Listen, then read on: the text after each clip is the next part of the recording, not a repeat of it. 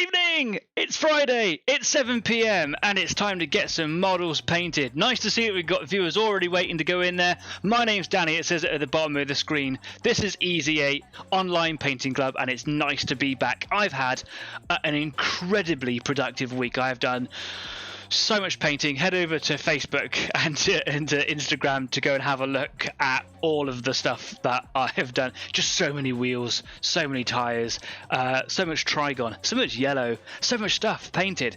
Absolutely fantastic week. I hope you've had an absolutely cracking week as well, in getting loads of stuff painted. We've had loads of people reaching out on Facebook and on Instagram, comments going in on the actual YouTube comments itself, which is great. Thank you very much for connecting and being with us.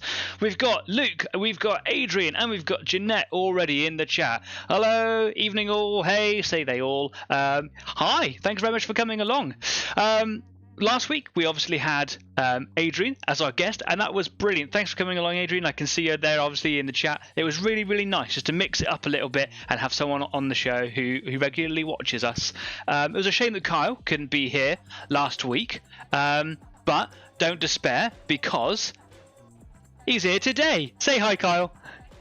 Hi everyone, I made it! Finally made it back for a show. I do understand, man, that you were absolutely gutted that you couldn't be here. Yeah. But that's just the way it is sometimes, right? Exactly. It's unfortunate, but like I say, it's great that there was somebody else. I am gutted I wasn't able to be on the show with Adrian. It would have been really nice to have all been there, to be able to have those chats as well, but hopefully in the future. I thought you were just busy, but you were just saying that you were quite poorly as well. So you had loads of work, were quite poorly, and well, I'm glad to see you're looking good, and you said you're feeling better, so that can only be good. Got some sad news. I've got to apologise if people can still hear it in me. Well, we can still hear it in you, Kyle, but unfortunately your signal's really poor and you're breaking up, and you're pulling some incredibly attractive faces. But you do have a fan club saying, yeah, Kyle. So, hey, we'll wait for Kyle's signal to return. Maybe we'll wait in silence patiently. No, I think we've actually lost Kyle. We'll just wait for him to come back in. I'm sure he'll kick the door in somewhere. What a great return to the show, Kyle. Nice one. You might notice that Kyle's location is slightly different. He's in a different part of the house, I believe, and I think his signal to the internet connection there is just a little bit lousy. So we'll just wait for his return there. I was about to say to Kyle, oh, hello? Oh, that's a poor signal, dude. A totally unscripted show. As always. We'll wait for him to catch up. I was about to say to Kyle, and hopefully probably all of our viewers have also noticed that today is a bit of a sad day, because just earlier on this morning, of course, it was announced that Prince Philip has passed away today, which is really, really sad. I was going to do like something different about that, but I didn't really have an awful lot of time to prepare, so perhaps I'll just dedicate the show to him and just say, my heart goes out to all those affected. Cool. I've just got a message from Kyle going, it's okay, dude. If you can hear me, don't panic. You just take your time and get yourself set up. It's so funny. I'm going to mute you, Kyle, so that we can't hear you on the live stream get all the time. I can still hear you, so you just let me know when you're good and ready to come back in. Let's come back to me. Here we go. Cool. So he says I'm laugh crying.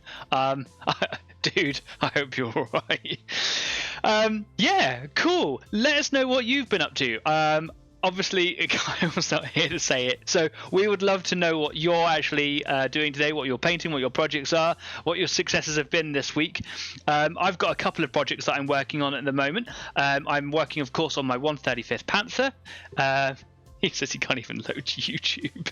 Fantastic. Dude, go and get yourself somewhere else. I've been working on my 135th Panther. All steam ahead on that one, and I'm starting to...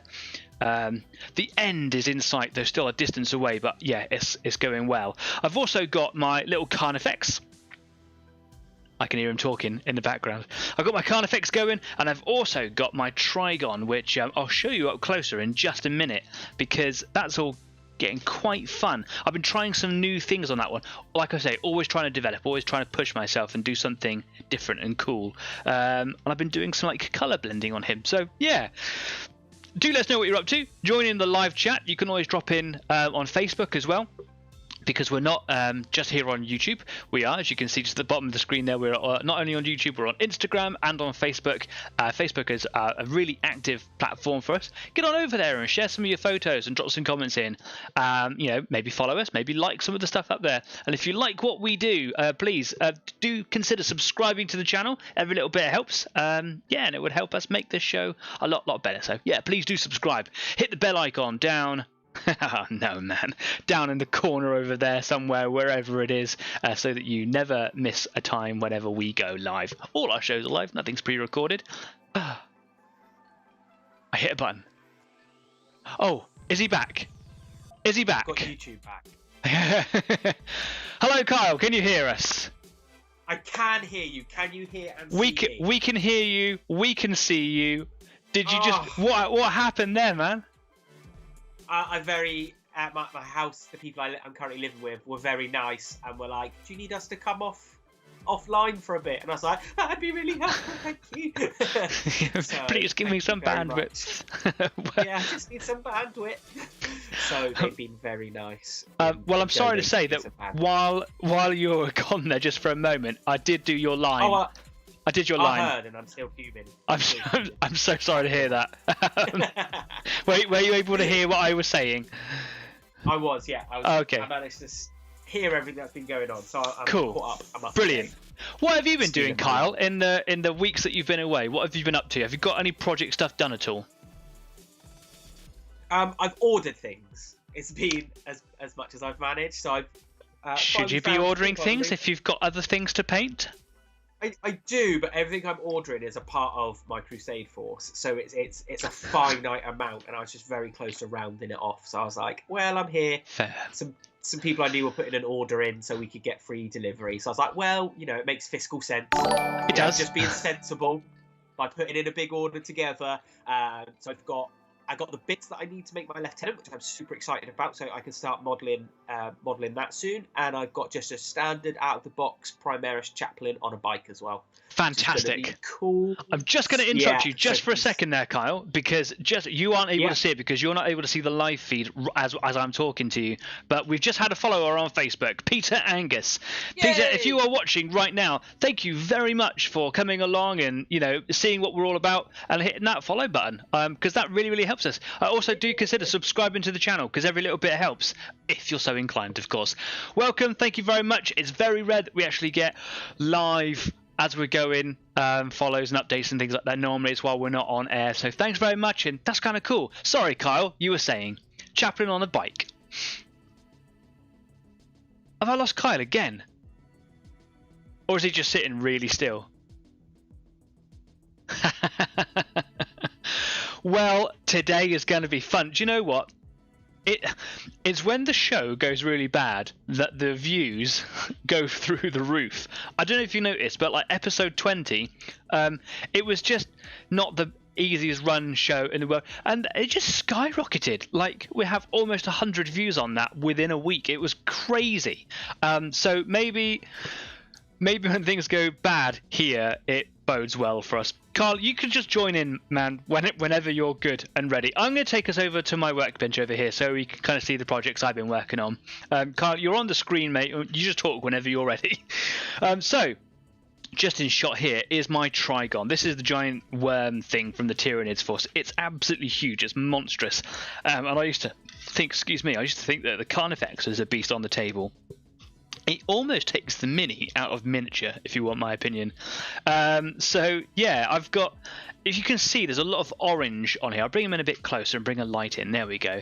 What I've been doing is I did him the normal way that I would normally do my creatures. So I, primed him and spray him yellow. But then I thought that I would go and get a different couple of oranges, and I just thought I'd blend in from the edges. So wherever the armour is, so for example, I'll get my big fat fingers out of the way and paint with a brush, perhaps. So I've got the armour here, the carapace armour. What I've done is I've just kind of come in nice and close, and I've just done like a darker orange and then a lighter orange going towards the yellow. And I've done that all the way around. So under the carapace on the head, up here, behind and in the back, etc. In here, all the way down the carapace on the back, and just generally anywhere that was armor showing. When I first did it, it was a little bit strong. It was almost too orangey. So I went back in with some yellow. I've got some brush yellow, and I've got the same color yellow in the airbrush. So I was just able to kind of apply by brush where I wanted it to go, and just to kind of thin it down a little bit, because it was very, very orange, and I was like, it just looks a little too different. The reason I wanted to put orange in there was because the picture that I first saw that kind of gave me the inspiration for this color scheme has it where it kind of goes orange up against the armor. So I just kind of wanted to emulate that a little bit, but also on a really big creature, just kind of wanted to do something different with all the yellow. So yeah, hopefully it's just going to add depth to it. I did, of course, use my transpirator, which is a product I've been using over the last couple of weeks. I got it for working on the Panther, and it allows me to make a ratio mix of this and paint, and it basically makes filters, so like glazes. So once I'd got the oranges in there, I was just able to kind of spray quite randomly all over the thing, really, just to kind of soften down those oranges so that they appeared through the yellows, and I think it's working really well. Because I had put my sepia, where is my sepia? Here it is. I put my Seraphim sepia wash over it. I applied it nice and carefully. I wasn't like going haphazardly with a sludge wash or anything, and I just dropped it into all the details and the recesses and things, and that's when I decided to go back over with yellow afterwards. So I did lose a lot of it. So one of the things I'm going to do today is actually kind of go back over that, and when that's dry, I'm going to give them an ever so slight gentle dry brush. One of the things I learned with the Carnifex model is that a little bit of Screaming Skull, which is like an off-white colour from Citadel, is a really good colour to highlight this ever so gentle. So yeah, that's going to be one thing I'm going to do. I've got a bit of a runny nose sat down here in the cold room. Oh. So yeah, that's my Trygon. How am I? Nice. Hello. Am I coming across, Danny? You are coming across. Were you just sat there being patient? A little bit. There's some adjustments going on as well. But, okay. Some of it was just good fashion patience. I didn't want to ruin anything because I didn't know if I was hearing anything behind. So I didn't kind of want to end up jumping in halfway through one of your sentences. Thanks very much. Look at that Gribbly. That is it's a beast, isn't it? So yeah, there was a couple of sprue spots over him which I had to kind of trim down and make sure that it was all okay. I'm getting reminders for updates. That will be a negative for now. Thank you very much. don't need any more interruptions. So yeah, I just kind of highlighted those with a little bit of Sharpie, so you can see like a couple of dots on him. And I was like, right, okay, what I'll do is I'll just come in with a fresh craft knife, trim that down, and then I went in with some really fine grit sandpaper, and then just took it down. There were a couple of lines on the carapace on the back where the sections of the carapace all fit together. Same problem on my old Carnifex, though. It was much more exacerbated on here, where they didn't fit well together. And I just filled them with a bit of putty, and they've almost all gone. So yeah, really chuffed with that. But that blending of those colours is going to look really, really cool. Once I've got the highlights done, the shading and the highlights, I'm ready to start painting the armour in and start blocking that colour. It looks like it might be quite easy because it's big and bold, but if anything that the Carnifex has shown me, that there's lots of little spiky bits all over him, it's going to be quite a nightmare. But looking at it, actually, it shouldn't be too difficult. There's a lot on there to do, and then it'll be. Yeah, I know, but it's been. I've always wanted a Trygon ever since that they were released with Forge World, which came out before the Games Workshop one took over, and. Yeah, I couldn't have it sat in that box of Hampero Nids, that gift that Leslie gave me a little while ago. I couldn't have it just sat there and not doing anything. So, yeah, that's with me today. And then I've got my Panther. Oh, excuse me. I've just had dinner and it's kind of repeating on me a little bit. So, yeah, I've got this. Oh, yeah. All the Dunkelgelb. He says it in such a southwest UK accent. Dunkelgelb. You got that Dunkelgelb. Yeah, I sorry about that. Basically, all the colours done on that now. I'm really, really happy with it. There were a couple of mistakes where it started to spit and I didn't really have much control with the airbrush. And it's all been saved because of that wonderful transpirator product that I bought here. And I'm going to have to buy some more of this, I think, in a larger bottle. It's really, really good. I started to get really good control with it. I was learning with the airbrush as I was going. I'm still not perfect with the airbrush, but I've really enjoyed the experience of it so far. Darren in the comments. Hi, guys. Hi, Darren. Thanks for coming along. Cool. I've also done the side skirts for him. I did them a little bit later, so the colours are a little bit different, but I'm not really overly fussed about that. And you will notice on this particular side skirt that there is a red panel because I made my own colours, Kyle. I blended my own paints. Yeah, I did it. Oh, I did it twice. So I've done this red colour here, which is basically the red-brown colour that comes from the German camouflage colours, but I added a couple of drops of scarlet to it. So from my Game Air range from Vallejo, I just added a couple of drops of that to the airbrush. I think it was about 1 to 2. So 1 drop of scarlet, 2 drops of camo. And I obviously got the different shade colours in there as well. So I've got a highlight and a low light version. You can see it kind of have like a false light thing on there at the moment. Yeah, and because I read when I was doing my research about this colour, I read that if you put a little bit of scarlet into it, you'll get a better colour for the primer.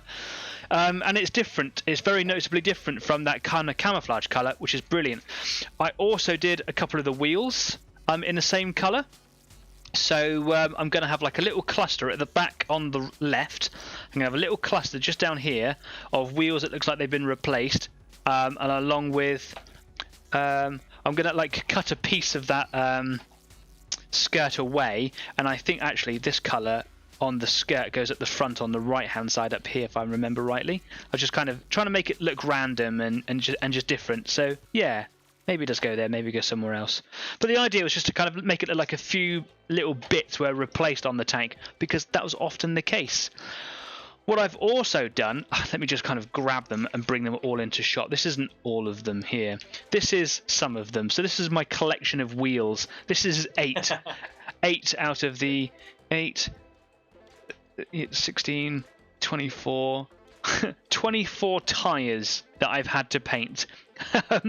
Now, the tyres aren't black, especially if they're in Second World War armoured fighting vehicles.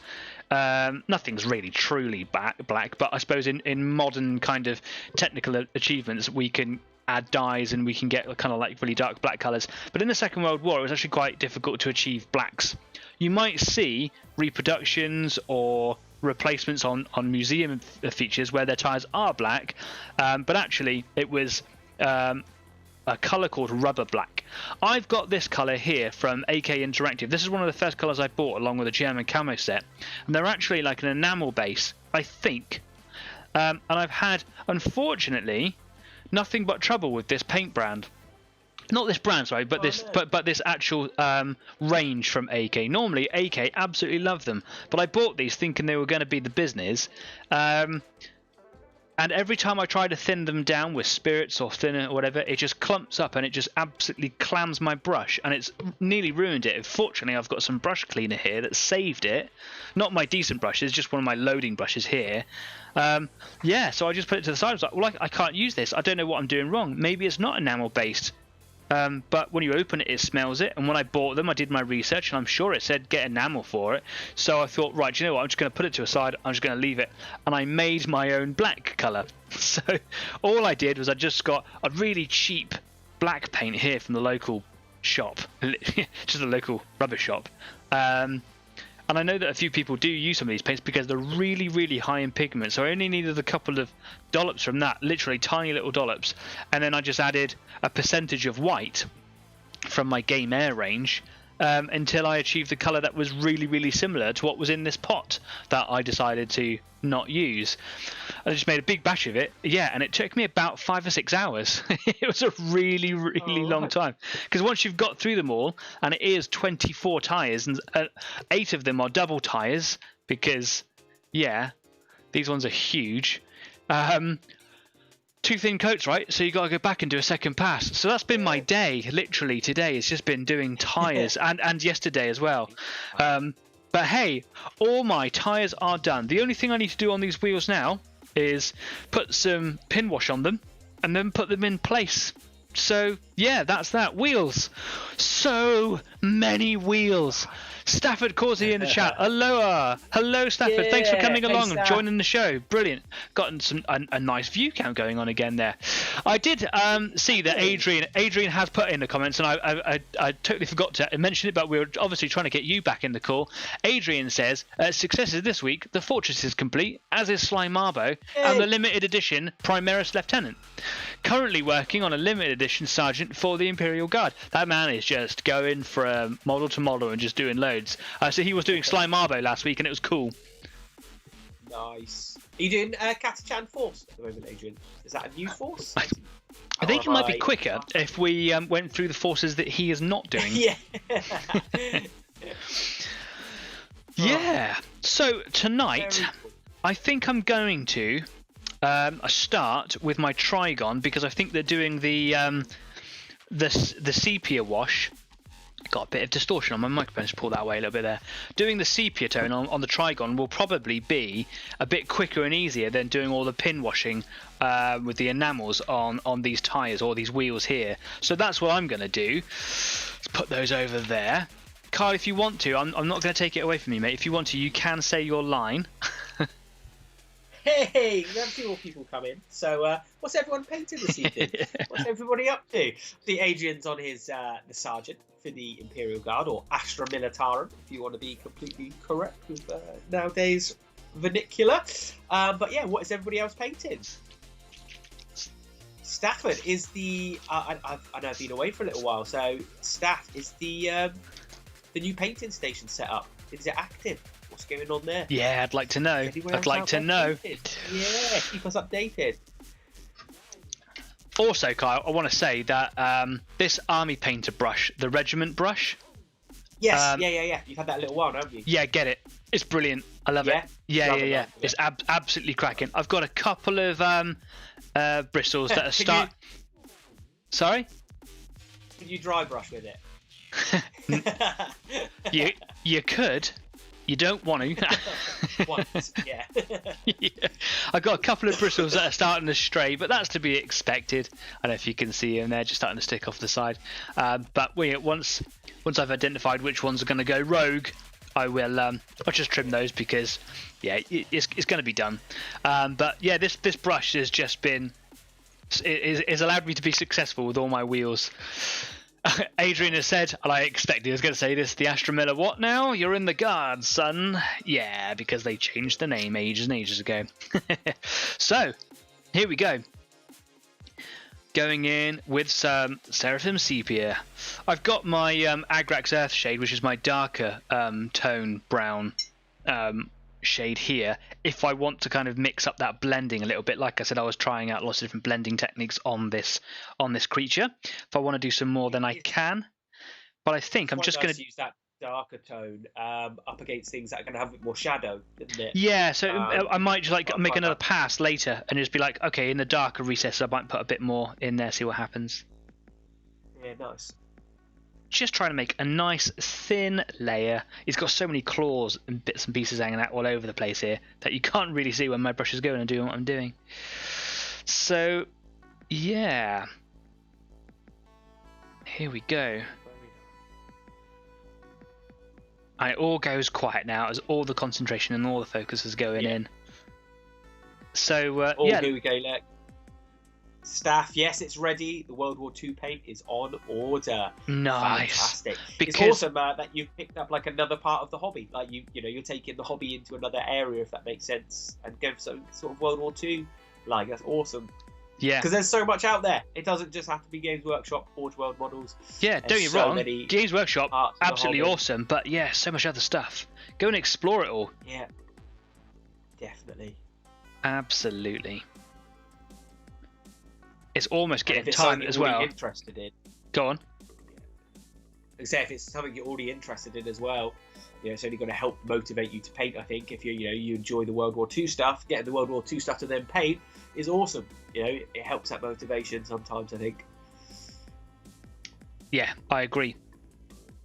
it's just around the corner that we are actually allowed to start meeting up and saying hi to each other. So I'm sure there's going to be some games.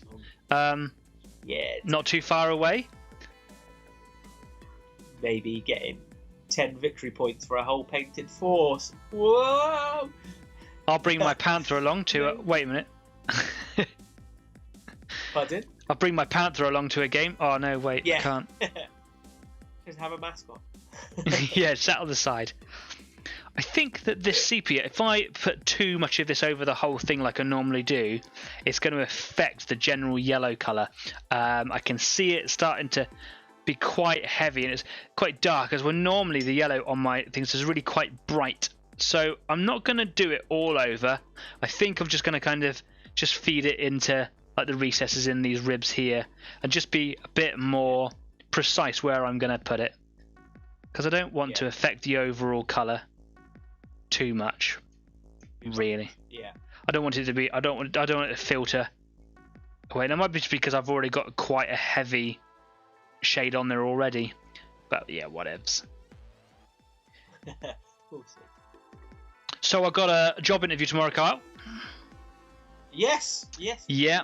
I've never been so nervous in my life. I've got a job offered. So the place where I'm going is the place where we used to work together. And I've got like my old job back if I want it. Not in the senior position, unfortunately, because we're made redundant and that position doesn't exist anymore. But there is the potential for it to come back. So I've got that, and I start on Monday. So that's nice. You know, I've got work to go back to. But of course, I'm applying for another senior role, and it's the position for me of a lifetime. It's what I've always wanted to do. This position is probably not going to come around very often ever. I've never been so nervous in my entire life. It does. I'm so nervous. I've got the shakes and everything. You want to talk it through? I've passed that interview, so more than happy to Yeah, like after the show, perhaps we'll have a little get together, whatever. But tomorrow afternoon, for all those people that don't know me so personally or haven't seen me for ages, yeah, that's tomorrow afternoon. It's all happening. And I can teach you the rule of twelfths. Really important, super important. Use it daily. Got to know your rule of twelfths. Rule of 12. Anyone that's tuning in that knows it, you know what we're talking about. It's important stuff. For those of you that don't, you don't need to know it. It's super boring. Don't worry, you're not missing out. You're really not. So with that in mind, you know, I do intend to keep the show going. I might be quite tired or stretched for time throughout the weeks as I kind of get into work life again. So that might mean that the show might suffer a little bit in terms of content, like what am I going to be bringing to the table each time, because I always like to have like something written down that we're going to talk about, or you know, stuff that I've kind of planned that I'm going to do and see what happens, and that might be limited, and if for any reason that I cannot make a show occur on the normal times that we normally do it, I will make sure that the community is informed well in advance. So as soon as I find out, I'll put it out there and I'll be like, I can't do it on Friday, so perhaps we'll do it on a Saturday, or we'll do it on the Thursday. But my plan is to make sure that this show runs as it always has done, so that you guys have got that kind of regimented thing to come to on a Friday, because you know we've all learned to kind of get on and love it now, and that's been really cool. So yeah, I'm going to try and do my best to make sure that it doesn't get interfered with. So yeah, Jeanette's just said best of luck, Dan. Thanks very much. I really appreciate that. This job is everything to me, and yeah, I'm really looking forward to getting my teeth stuck in. So we'll see what happens. Nice. I was just commenting to someone not too long ago that I can tell I've now left that job, because this is the pastiest and unfittest I've been in Yeah. I think ever. I think is the honest answer there. I'm used to by now having a pretty good tan. The job keeps me nice and fit, or kept me nice and fit. So yeah, it's very weird. Very weird. It doesn't take long. Doesn't take long to lose that shape when you're in your 30s, does it? It really doesn't. Yeah. You just with the job, it was so active, you kind of forget that you don't. You know, if you have a quiet week on your fitness, it doesn't matter too much because you're active enough anyway. Then it keeps you fit. especially with sort of the beach roll I had, just kept me true. well So true. I've been losing a little bit of weight, been trying to like trim up a little bit just because I can't blame it all on the lockdown, but it hasn't helped. So lockdown, I've lost nearly a stone in 3 weeks. So yeah, that's been really good, and that's just been unnecessary weight that I've been carrying. I've got back into running. I went and did 10 miles the other week. I was going to do another 10 miles this morning, but with the job coming up, I've just been preparing for that. And I fell over, Kyle, when I did my 10 miler. Yeah, I was getting tired, and as I started my 10th mile, I tripped over. I went down faster than I could scream. I fell over. I was listening to my audiobook on the way. I hit the dirt and I was like, oh, no one saw it. Okay, cool. Got back up and off I ran. I was like, oh, it hurts a bit now. I'll just walk for a minute, and then I ran all the way back up. And then ever since then, my knee hasn't worked properly, and I've really grazed myself as well. Falling down at your age is a real problem, Dan. You got to be careful, bud. I'm only like 8 minutes older than you. Yeah, and the rest. Yeah. All right, youngling. What book was keeping you company on the run? I've been I subscribed to Audible, and I got a book called The Courage to Be Disliked by a Japanese gentleman. I can't remember his name, but it's very interesting. It goes into the psychology of it goes beyond the title. It's so much in depth that it's actually written as a dialogue between a psychologist and a client, and it's fascinating. It's not what I expected, and it's been an interesting. And a 10-mile run just kind of cruised me by. I didn't even realise I was doing it. So yeah. That kind of distance where you got something to zone into, it's quite nice. I had the book for that. There's only so much I can listen to music for. So I've done my Trygon. I've got. I thought it was around me. You Can't Hurt Me by David Goggins. That's been my running companion. Has it? If anybody knows who David Goggins is or doesn't, he's phenomenal, toughest guy I've ever kind of seen, and he is what is helping me remotivate myself and lose the lockdown weight. So if you need that help, David Goggins, just hit him up on YouTube or something, or Spotify. He's fantastic. Excellent.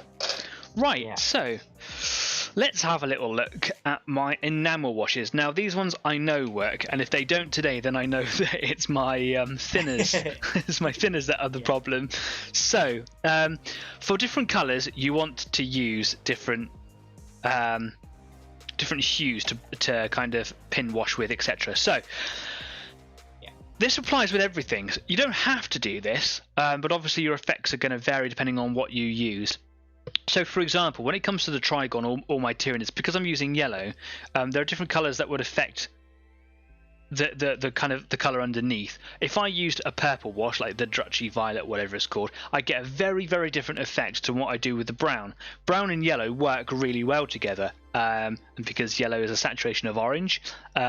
We talked about this ages and ages ago about orange not actually being on the spectrum, in the colour spectrum, in terms of light. So how do you achieve it? It's actually just about having a saturation of light coming through.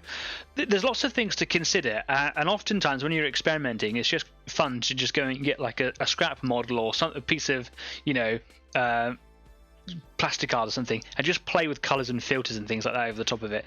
What I've got here are a selection of enamel washes that are made by AK Interactive. These are really good, and they're used for different types of armour colours that you get underneath. So I've got 3 different colours here. I've got dark brown for green vehicles. I've got brown blue for Panzer grey vehicles, and I've also got dark yellow for German vehicles. Sorry, is it dark yellow? For German vehicles in dark yellow. Doesn't actually say what colour it is. It is like a kind of an off-brown colour. Off-brown? An in-brown? Whatever. But if you were to use these different ones on the different colours, then you would get different effects. And the first one I used was the dark brown for green, because I did a Sherman in the kind of allied olive green colours, and it's beautiful, and it just makes all the detail pop. and you don't want to like sludge wash it. You obviously just want to pin wash it, and it's really easy to get really precise results with these. The Panzer Grey was a little bit harder to work with, just to kind of get the colour to show, just because like it's quite close to the Panzer Grey colour, and the German dark yellow colours again just really makes all those details pop. Now I've made it quite light, which is unusual for me. Normally I like mine to be quite dark, but I thought, hey, do you know what? Get out of the comfort zone a little bit. So this should have a really stark effect by basically bringing out the contrast. Now I thought that maybe I'll practice on a side skirt or practice on the turret or do whatever, but actually these wheels just kind of need to be done. So I'm thinking about just cracking on and doing the wheels. Oh, I don't know where to start, but I think I might start on the turret because it's easy just to kind of get started with that and just kind of play around. It's been a little while since I've used it, so yeah, let's have a go with it. So here's my turret. I've just realised that I've been moving the cannon around there, and there's actually a little bit that's kind of untouched by the filter that I was using over the top of it, but it doesn't really matter. These have got, they're basically an enamel base, so you can see here that it's slightly separated. There's like a big lump of pigment and whatever that is at the bottom there, just particulate, is that a word? And then the rest is just like an enamel base. It's really important to shake the life out of these, otherwise you're just not going to get anything. It's just going to be putting like a spirit on it, which is just pointless. So give it a really good shake, and even when you think you've shaken it enough, shake it some more, and then yeah, you can like use it from the pot lid straight out if you want to, and you can use it with odorless thinner or odored thinner if you want. Just use odorless because it just smells better, and white spirit for cleaning your brushes up. It's an absolutely fabulous product. See, I'm shaking like crazy here, and I've still got build up in there. So yeah, give it a massive shake. More comments going in. Adrian says best of luck for tomorrow, my good sir. Thank you very much. He also says, I don't think I've run 10 miles in my life. Now I can't run 10 yards. It takes a little bit of getting into, for sure. Yeah, it took me a long time, and I hadn't run for several years. I did a couple of 1 milers, which were really difficult because it always takes me a couple of miles to get into a run, and then I went off and did a couple of 4 mile runs. I did about 4 of them. And then I thought one day, I'm like, do you know what? I'm just going to do it. I'm just going to go for it. I've never been the fastest runner. I go for distance over speed. But yeah, I still do anywhere.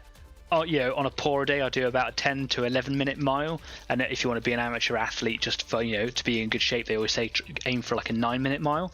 I can't maintain that, but yeah, it was good. I felt really good. I didn't feel tired. I felt a little tired. Obviously, I just done a 10-mile run, but I wasn't like all over the place or anything. My legs felt really good. I had fallen over. I started to seize up, but there was no aches and pains from running. So yeah, it was really good. Really good. I was to say I was going to go again this morning, but I got a lot on my mind, and I just needed to be in the zone and get my interview outfit out and stuff like that. So yeah, that's been my day. Still shaking. Okay, it looks like there's actually a bit of tarnish on the side of the pot. I'm on the opposite to you, Dan. Go on. Oh, sorry, all my feet, all the audio just caught up then. Sorry. Yeah, I run the opposite to you. I try and run as fast as I humanly can for as long as I can. So I don't tend to run as big a distance. I'm not a big distance fan. Oh, really? I tend to run sort of medium distance, but I really work on sort of pace zones and things like that. Like, I love it. Like, I like to be in pain when I run. Like, you've got to be hurting for me to be on a run. Yeah, I've done lots of different types of runs and whatever. I just like to go. I like to be able to come back and go, yeah, I did 10 miles today. That's my favourite. I did a little bit of what do you call it? Not endurance. Is it endurance training, where you just kind of run at almost full speed for 30 seconds and then you take like a 2-minute rest and just kind of jog along. And interval training, yeah. And that was, I thought, yeah, this will be easy. It is not. It is not easy at all. It's really difficult. Fitness. Yeah. But I'm not a big fan of running. I prefer to swim, but with the pools being closed, you are a really good swimmer as well. All that much. Yeah, I'm okay. I'm all right, but I'm not a big sea swimming fan. My bold little head gets too cold. It makes me unhappy. I prefer to swim in a pool if I can. I find it easier to train as well in a pool. Yeah, of course. Swimming, you can't be as sort of strategic with your approach. You kind of just swim out as far as you can and then come back again. Well, in a pool, there's less tidal effects, isn't there? Less waves. So you can really kind of focus on your technique and get that down. Right. So what I'm doing here is I've just got I always have like a little metal. I was going to try and work out the lid, but I haven't used this for such a long time. I think that the pigment and the particles or whatever have kind of almost set inside, so it needs a vigorous shaking. And I can, where it starts to build up inside the lid, I can kind of scrape some of that away and just mix it into my mixture there. I like to take it from the inside of the jar and the big puddle in there and just kind of have some that I can go to. And what you do need to do is have some spirit to clean it off in, because water won't cut it, basically. So I've got here, bit of sticky tape, some white spirit from AK Interactive. You can obviously get this from the hardware store. This is just in a shiny bottle and it's probably charged a little bit more, but it is odor free. So it does have a slight smell to it, but it's just much more pleasant than what you would buy from the hardware store. So yeah, there's that. I also like to, rather than pour this stuff around, have little pipettes. And I've got terps written on this one. It's not actually turpentine, but yeah, whatever. And then I just use these little mince pie things here just to, clean my brush off in. Wonderful. Kyle, we're losing you a little bit there again, mate. I hope you're all right. Yeah, can you hear me? Yeah, can. Audio. Yeah, we can hear you. You're breaking up a bit. I'm lagging a bit. Yeah, it's just breaking up a bit. And then I'm going to get some odorless thinner, and I'm just going to pop a little bit of that in my palette as well, just nearby. Unfortunately, my palette does need a bit of a clean, so if I'm a bit too vigorous using that thinner on what's sitting on there, I might disturb it and end up making a dirty patch, but whatever. Basically, what I have learned from watching various tutorials is that you would put a very, very thin layer of thinner or spirit, it doesn't really matter. I like to have the two because why not? On the area that you're going to apply this stuff on. And then once you've got that on, it basically helps with the capillary action of the pin wash. So I'm going to put thinner all over this top part, and I'm going to start by applying the wash into that area. And the really good thing about enamels and oil-based paints and things like that is that they do dry pretty quickly, but they can be reactivated instantly at any time using spirits. So if I make a mistake or I go a bit too heavy, I can just come in with a bit of thinner or a bit of spirit and I can just neaten it up. So you don't have to be mega precise with this, which is really cool. I have a lot of fun doing this because it makes the job so much easier, basically. So I've got the thin brush here. Unfortunately, it's a bit jammed up, but it's nice and soft, super thin. Don't need anything too big here. I'm just going to put a little bit of thinner on there. I don't want to saturate the area because that will just basically tries to clean the brush as you start wiping around. So I'm going to just practice on this little bit up here. It's been a little while since I've done anything with enamels. And I'm looking just to kind of get in and around any of the details, picking up any of the little nooks, lines, creases, holes, whatever it is. I'm not trying to do like a weathering thing, and I'm not trying to do a sludge wash. So it's really good practice to kind of get away from that mentality. So I'm not trying to like filter affect the whole area. But if I just get a bit more thinner on here. See, I've got quite a pool on there now. You can see just here it's a bit too much, so I'm just gonna squeeze a bit of that out and just move it around a little bit. This is really cool. This is something completely new for me again. This is a whole new technique. So I never used really loved it, experimenting and playing around with it, and I practice on bolt action models. And of course you can do it on any model, and these AK Interactive washes have become really popular in the Warhammer community recently. Like in the last month, every other post I've seen, it's really good. They're really good stuff to use. So now I'm gonna mix up that wash in that palette there, just to make sure that all the pigment or the particle or whatever is not settling. It's really important to make sure that it's agitated. And yeah, I've got too much on my brush. I don't want to be overloaded. So just kind of squeeze out what I've got there. And then there we go. We can see it washing out really, really quickly in this spirit. And I do have a brush conditioner or like a cleaner that I'm going to use at the end of this paint session just to make sure that none of this spirit gets left over in this brush. You can wash spirit out, of course, with just conventional water. So I've got a little tissue here for my brush, which I'll keep misplacing. There we go.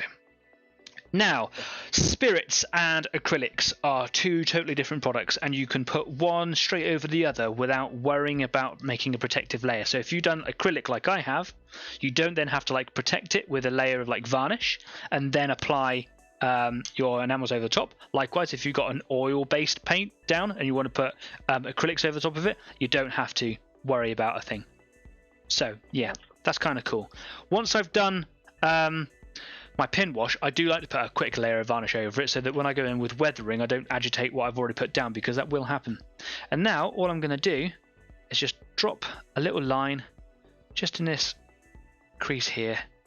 And it's been a little while, so maybe I should get a bit more in there because I'm going in a bit too light. And you can just drop it in and it should run away. I probably have not put enough thinner on there, and it takes a little bit of getting used to. Now, as you can see, like I've just made kind of big fat dollops and they're just kind of all over the place. I can go in a bit with some spirit or thinner and I can really neaten that up, and it's not going to be a problem. I'm going to put a bit more thinner on there because it's being a bit difficult. Sometimes I found that using spirit over thinner is more helpful. Whatever. Okay. I don't know why. Probably because I'm amateur. Probably because I haven't worked with it enough. But you know, it's fun, right? Don't fret if you're not getting it. Have some fun and play with it. Yeah, exactly. It's all a curve. Yeah. It also might be that this wash that I'm using is just been sat still for such a long period of time. It is starting to play ball a bit more. This brush isn't the best for using this precise technique, so I might swap out to another brush. But that's fine. Find one that works for you. I'll try to bring it in shot a bit more. There we go.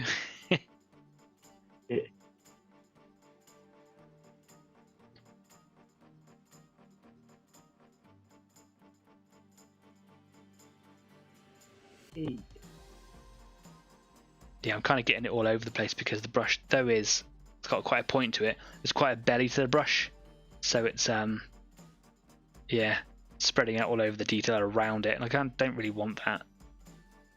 But what I'll do is I'll just kind of drop it on for now until I have to go and get some more of that shade out of the pot, and then I'll swap my brushes over, and I'm just gonna just plop it onto that area and let it run away, and then I'll just neaten it up. There we go. Yeah, like you were just saying, you can activate it and move it around as much as you want now, can't you? Yeah, I really can. You'll end up like probably taking it away, but that's fine.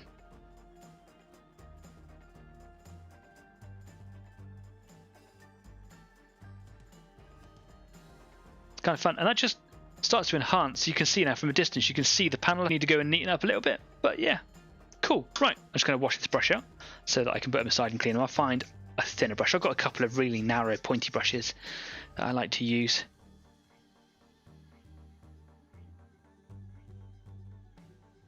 Right, let's pop that down there. Wash this bad boy out. I'll give him a scrub up in a minute, and I'll show you what brush cleaner I use. There's some really expensive ones out on the market, but I picked up a cheaper one from Green Stuff World just to give it a go, just to see what it's like, and I really like it. But you will go through it faster, I think. So, pointier brush. Here's a pointier brush. This is just an old brush I had lying around. This is a Pro Art Pro Long 101. It's just got a really pointy set of bristles on it, and I used this one for when I was doing my zoanthropes, painting all of those lines on them when I couldn't get my big sable brushes into like some of the detailed areas. It was really quite difficult. Right, so I've got a bit of thinner on this brush, and all I'm going to do now is just kind of go into some of those areas and just neaten up the kind of overspill. And I'm hoping that you can see it, but this The T-tail is so small, it's really hard to get on the camera.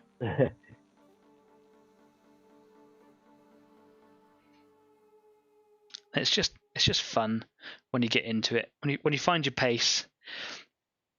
And this is one of the things that I put up on the post for the show today was, sometimes, like especially doing all those wheels, I started to get a little bit demotivated just because of the amount of laborious or tedious work that's got to be done. And this can be one of those things because there's so much detail on a big model like this. You can kind of lose yourself in it a little bit and be a bit put out by the amount of work that you've got to do. I just call it fighting through the slog. Sometimes you've got to get through all of it, and just be patient, man, because once you're done, it's gonna be really, really cool. And I wonder, Carl, your paint style is really fast. Be done at once. No, it doesn't.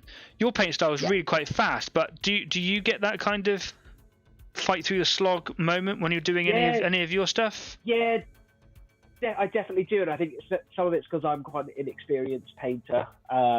There's sometimes I'm like, I just want these models to be finished. Just so I don't have lots of time sort of commit to the painting side of the hobby at the moment. So it's like, I just want this to be done so I can move on to the next thing, get these things finished. I know we've spoken before about just trying to enjoy this side of the hobby, taking the time with it, and realizing they don't need to be finished quickly. I'd prefer to take my time with them and them not be fully painted, say next time that we get to fight, but I finish them the way I want to finish them that way, without rushing, without feeling like I've grind through them. I've enjoyed, obviously I've been painting quite small squads, sort of five person squads, so it's quite nice that I change up quite quickly, especially with that quick paint style. For the bulk of the painting, it has allowed me to change up quite quickly, so I've not felt too kind of bogged down in the slog of it all. I found more of it recently with the making, putting together sort of basic troops and just creating mold lines as well. That really got to me this time around. I had quite a few models to put together, and it was just taking the mold lines off. I was getting a bit sort of demotivated with building. Normally something I really enjoy in the hobby is the building of it, but where the kits are a bit more, not quite monopose, but there's not as much modelling that goes into them. I just found myself, it was an exercise scraping mould lines. Yeah, scraping mould lines, just not that fun. I ended up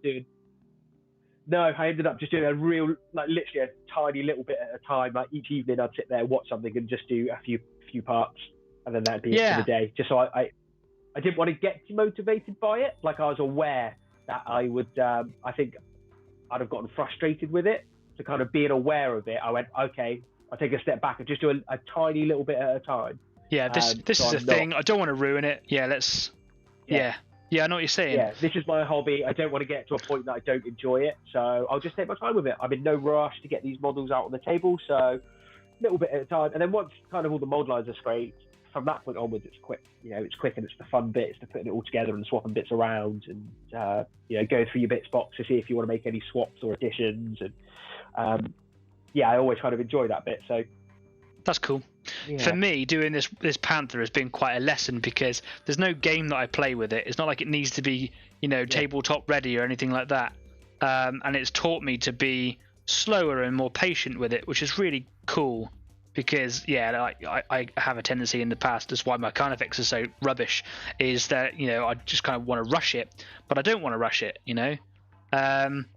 and what I've done is when it got into the more complicated bits, I just write it down. What needs to be done now? I need to get all these tiny little details, clipped off, sanded down, and then stuck on. And I just wrote it down, just bit by bit, and was just patient. It didn't need to be done. Sometimes I was like, I was given this as a present at the end of October. Why isn't it done yet? It's not a competition. It's fine. Yeah, exactly. You take your time. Darren's just said as well, it's not about finishing quickly. It takes him about 3 years to finish because it comes down to how much spare time we've got, how much motivation when we've got that spare time that we can sort of commit to the hobby and things like that. And it's exactly right. Something I think I struggled with. It's one of the reasons I think struggled to get into the painting side of things. It's because I was watching people and good painters finish models like quite quickly. They'd get through their backlogs really quickly. They'd have new units painted all the time, and I was like, I can't do that. And it kind of made me a bit nervous to really get started. But yeah, once you realise it's not a rush, it's your own timing, it's your own hobby. You're doing it to enjoy it. If you're getting to a point where you're not enjoying it, stop. Stop Absolutely. and walk away from it for a minute. Back to Yeah. it. Put it down. Go for a walk. Yeah, if it's a hobby, you should be enjoying it. I do it with all my hobbies. If I'm out in the water surfing and I'm not enjoying myself, I come in. It's easy to get frustrated with any hobby. Especially when you're trying to improve in. So if you're not, sometimes it's okay just to take a step back from it. Yeah, yeah, Take a absolutely. breather, go back when you're ready to enjoy it. Yeah, it can get a bit much. It can get a bit involving. You can lose yourself in it, and you can lose the hobby, and you shouldn't. I'd like to know if anybody out there watching, if anyone's struggled recently or just struggles regularly or whatever, how do you deal with it? Do you have a coping mechanism? Do you just fight through it like, no, I'm going to get this done? Is it better knowing that other people struggle or everyone struggles? I bet even the pros do. I bet they just kind of leave that out of their videos. Yeah. Oh, yes. One thing I find quite funny, and it's something I have to learn as well, is you're so close when you're painting to the model. And every little bit of detail in that model, and it can get quite frustrating. But just to put the model down and walk away from it, and then look at it from even arm's length that you sort of play at, and the difference is phenomenal. You suddenly start realizing, why was I getting so frustrated over that buckle on a belt pouch when you can't even see it from where I am? It's so true. Yeah. I mean, I'm looking at the detail on this Panther right now, and I'm starting to think that actually you can't. The bit that I'm doing now looks a bit grubby and greasy, but actually I'm going to put weathering right over the top of that later. Why am I trying to be so neat? To go. Yeah. Just be a bit realistic with it. It's fine. Say it's okay. Been a big focus on my new paint scheme is it stops me from trying to do every single little detail in each individual colour with its own layers and highlights, and I realised that actually the system I've got now, it looks great at arm's length, and that's as much as it needs to do. Absolutely, yeah. Your paint scheme just looks badass. It looks really, really good. So well done for it, mate. It's really cool.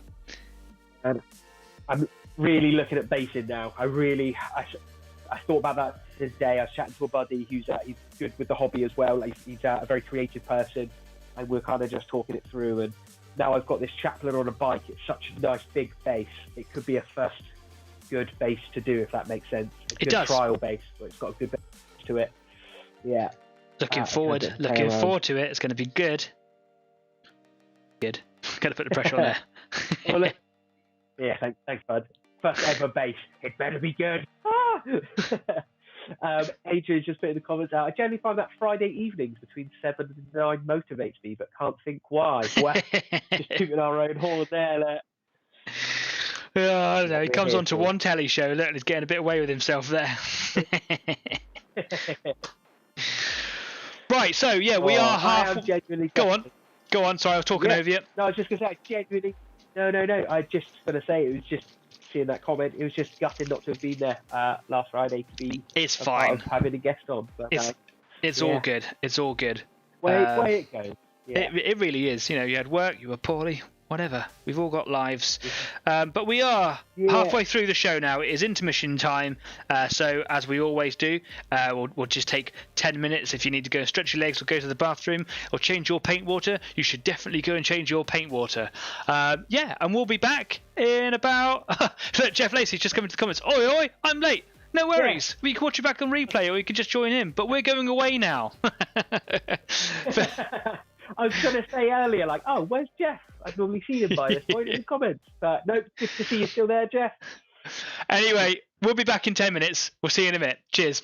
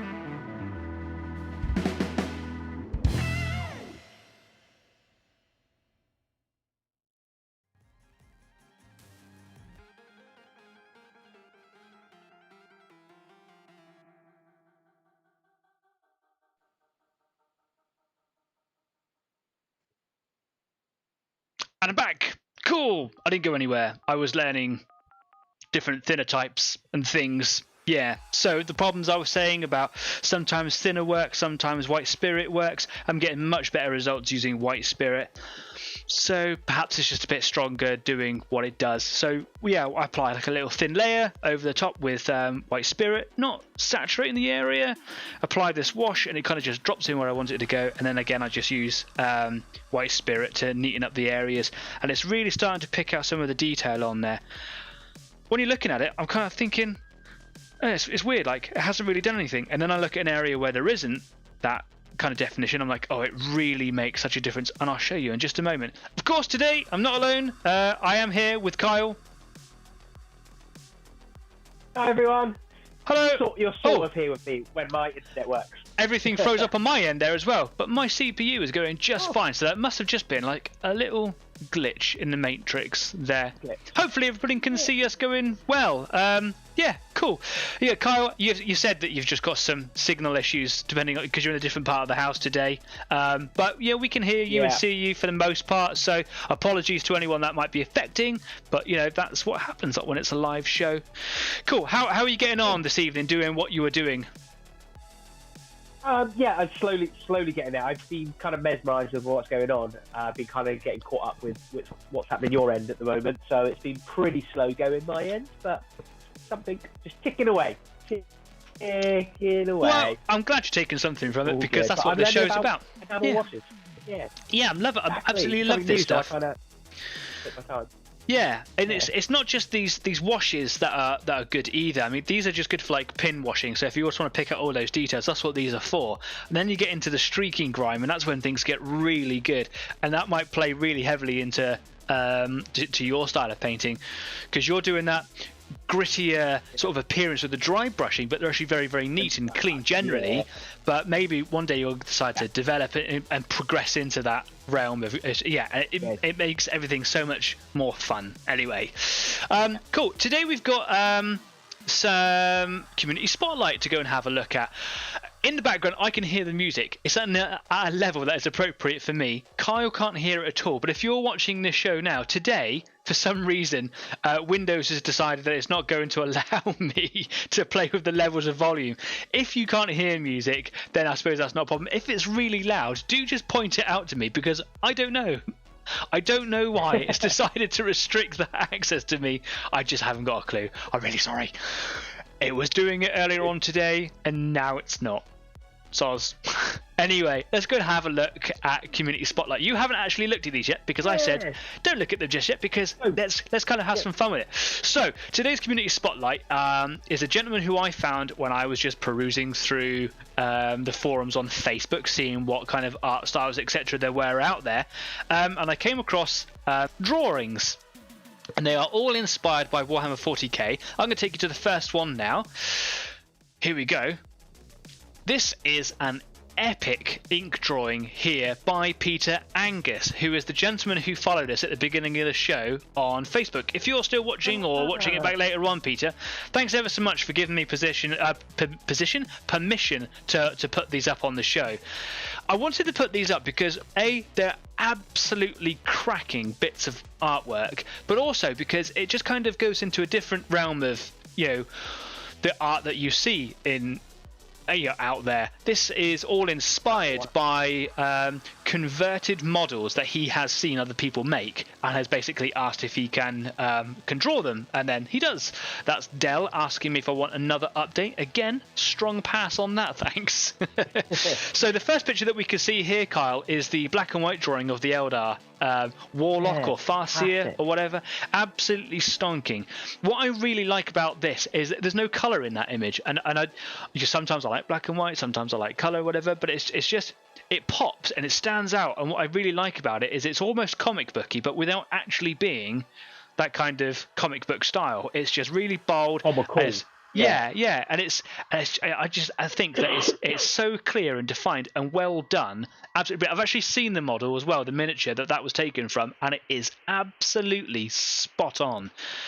So yeah, basically I got in contact cool. with Peter and I was like, dude, I love your work, and he was so grateful for it. He's not actually a professional artist; he just does this for a hobby, for some fun, and he started putting out loads and loads of pictures on 40k for Grown-ups, which is a forum on Facebook. You should definitely go and have a look at them if you don't know about them already. And he started putting up loads of these photos. I got in contact with him, and he was really grateful for for me asking if I could put them out on this show. Yeah, and he was beside himself. I was like, dude, that's absolutely fantastic. Do you do commissions? And he was like, I do. I'm thinking about making my own website and whatever. And basically, for the last week, maybe a little bit longer, that I've seen him putting stuff up there, he's had no negative feedback at all. Like, everyone's just in love with his artwork. It's fantastic. And he's put up a couple of thank you messages up there almost every day now, with a new picture. It's just phenomenal, and it blew me away because they're just striking pictures. He doesn't just do black and whites. Of course, if I move on, we've got a coloured version of this one, which is just beautiful colours. I think these are the colours from that miniature. I can't remember, but I remember seeing the model. I don't remember what colours it was, but again, just great use of colours. Slightly rendered so that you get a little bit of shading in there, but the basis, all that inkwork beforehand, just kind of blocks it all out and makes it look super cool. It's just a lovely picture, and I really wanted. That's my favourite one, I think, out of all of the ones that he's done. But yeah, he's got hundreds of them out there, and he basically invited me over to his Facebook page. He was like, just help yourself. I was like, brilliant. Normally I only put up about half of 6, and I wanted to put like 20 up there, so I took 10 today. Yeah. Anyway, moving on from the Eldar. There's this really cool Space Marine with like that Tech Marine servo harness on the back there. I don't know if it's supposed to be a Tech Marine or if it's supposed to be one of the Iron Hands chapters where they got like additional kind of bionics or mechanics or whatever. I think it is a Tech Marine. It's got no insignia. I'd say Tech Marine. Yeah, it's got no insignia on the arm there, which doesn't kind of point me to like Iron Hands or a specific chapter. But again, these are done from, I believe, all from conversions. So, it is what it is. And that is a really cool picture of a guy with like cool robotic arms coming off of his back and a massive hammer that's going to ruin your day. And I really like that one because you've got the sort of the elegance from the Eldar picture that we've just seen. And then we kind of got this like heavy mechanical super armor kind of image here. And I really like the shading on the floor, like the shadow. I just like that kind of artwork. It's really, really cool. Simple but effective. Yeah. And again, like most of his pictures that you see up there, he's done a coloured version of it as well. I think it's brilliant. Great use of grey. I think grey is a beautiful colour, working with it as a paint. I'm not so great with pen and paper or pencil, crayons and things like that. I don't know what colours what they like to work with. Maybe they're all the same or they have different properties. But grey as a paint is beautiful to work with, and you can get some really nice kind of layering with it. And that just kind of goes to show, the colour's got a lot of depth to it, and some nice hazard striping on the arm there as well. I love it. Great picture. I just went and grabbed all the ones that I liked. Go on. No. I was going to say, it's just nice to see something that isn't a model, because I know we've obviously spoken in the past about what the whole point of this the club is, and it is for hobbying. It is for painting. It doesn't have to be miniatures. I mean, I love the crossover of painting about one of the hobbies that we're interested in, but it just goes to show, like, it's just time out of your week to come here and paint. Whether it be on paper, whether it doesn't matter. Models. Doesn't matter if you're doing anything. I don't mind if you're not even really taking part in anything to do with the hobby. If it's just something that you enjoy listening to and is a bit therapeutic, brilliant. We've done something, right? Who cares? That's cool. Crack open your banana beer. Yeah. I've got the shake tonight. It's all nerves. Maybe I should go and have a banana later on. Cool. Next picture then. Something a little bit different. I apologise for the framing on this. Like, it's actually very difficult to try and get all these different images that kind of fill the screen the same. They're all loaded up from the same stock file. So this one's a little bit smaller on the screen, but something a little bit different here as a colorized Tau battle suit. Love it. Great dynamic pose. Great colours. What I like about this image is that it's so much more dynamic than the models actually are, and it kind of shows you that range of movement, and I really like that. It's cool. I like the Tau battle suits, which is why I decided to put this one in there. What do you think? It's exactly what I was going to say. It's really nice to actually see some sort of dynamic pose from a Tau battle suit, because it is a shame that the models they just look like they're standing option. They just look like they're standing to attention, don't they? Yeah, because they should be. The whole point of them is they are sort of mobile battle units. Super they dynamic. Are the mobility side of the Tau Force. Yeah. It's starting to show you that how they can move around a bit. It's awesome. Adrian suggested that the Tech Marine that we were just looking at looks like it's pre-Heresy Iron Warrior. Yeah, you're absolutely right. Could be. So, moving on. Another Eldar, Fire Dragon. I like the use of colours in there. It looks like he's standing like one of the old sculpt models. And they could be quite, I suppose, they could be considered to be quite poseless or, not really dynamic. But I like that picture. It just stood out. Beautiful use of colour. Again, it just all pops. What I like about it is his teeny tiny waist, because Eldar physiologically, though are very similar, are much more graceful, lithe, skinny. And I just like the sort of difference between the Space Marines that we were just looking at and then this little guy here who you could probably snap if you flicked him. If you could, but he's going to be so athletic you'll never be able to lay a finger on him. So yeah, there's that. I wouldn't want to try and get close with the weapon he's wielding either. No, absolutely. He's got a fusion gun. He's literally going to melt you. Yeah, your face will fall off. Some other images I found. This is just a beautiful picture, up close picture of the new Primera Space Marines. I like the play with shadow here, and the close tight framing.